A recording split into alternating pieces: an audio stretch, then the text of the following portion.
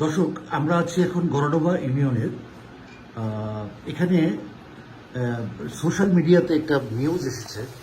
আমাদের উপজেলা নির্বাহী কর্মকর্তা গরডোবা ইউনিয়নে এসে সাংবাদিকদেরকে বেঁধে রাখার কথা বলেছেন, এই মর্মে একটা নিউজ পত্রিকায় এসছে, যেটা নিয়ে বিতর্ক তৈরি হয়েছে।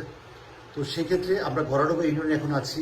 ইউনিয়ন পরিষদে এখানে ওই দিন গত 2 তারিখে যে প্রোগ্রামে উনি এসেছিলেন, সেই প্রোগ্রামে উনি আসলে কী বলেছিলেন সেই ব্যাপারটা আমরা জানতে চাচ্ছি উপস্থিত যারা ছিলেন সেই মেম্বার সদস্যদের কাছ থেকে। এখানে আমি প্রথমে কথা বলছি, আপনার নাম? আবু হানিফ সাহেব, ওদিন আসলে কী বলেছিলেন, ঘটনাটা কী হয়েছিল? উনি স্যার টুনু স্যার আসছিল আমাদের দাওয়াতে।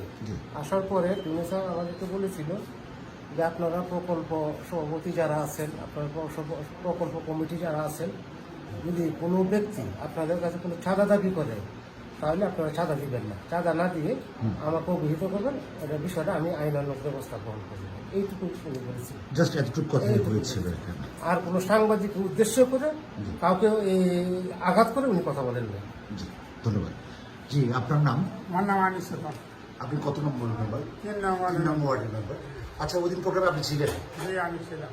আসলে ওখানে কি বলেছিলেন এই বিষয়ে? উনি তো ওই যে স্মার্ট কার্ড উদ্বোধন করাতে আসছে, আসার পরে উনি কথাটাই বলছে যে আপনারা যে প্রজেক্ট আনছে, যদি প্রজেক্টে কোনো দলীয় নেতা কর্মী যদি কোনো চাঁদা দাবি করে তাহলে আমাকে জানাবেন, এটা আমি সুব্যবস্থা নিব, আপনারা ভয় পাইবেন না।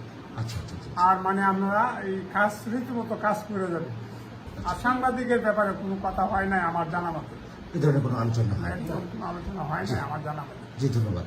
আপনার নাম? আমার নাম মোহাম্মদ কাইজুল মিয়া, আমি 6 নম্বরের।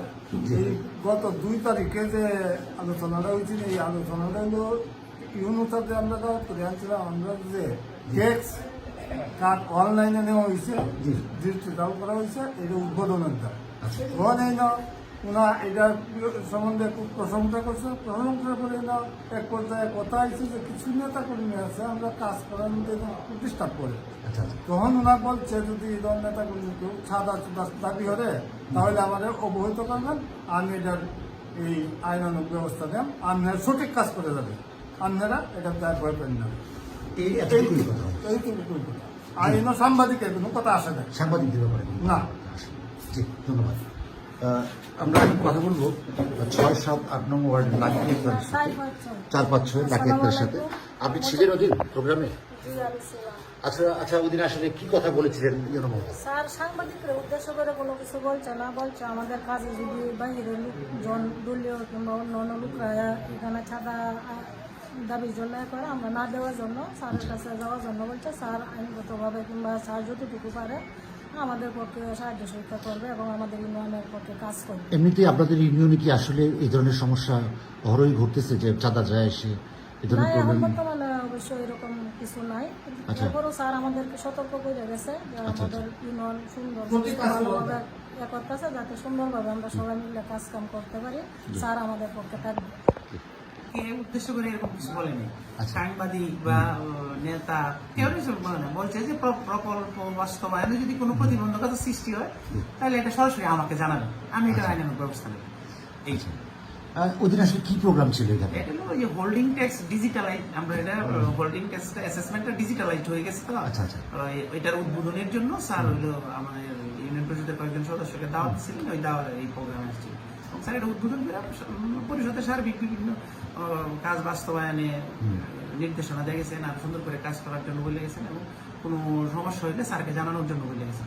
আর কোনো ব্যক্তির বা কোনো সাংবাদিক বা কোনো নেতা বা কোনো উদ্দেশ্য করে কোনো পেশাজীবী সংগঠন বা কারো ব্যক্তিগত একবারে কোনো কিছু বলেন নাই, আক্রমণাত্মক কিছু বলেন না।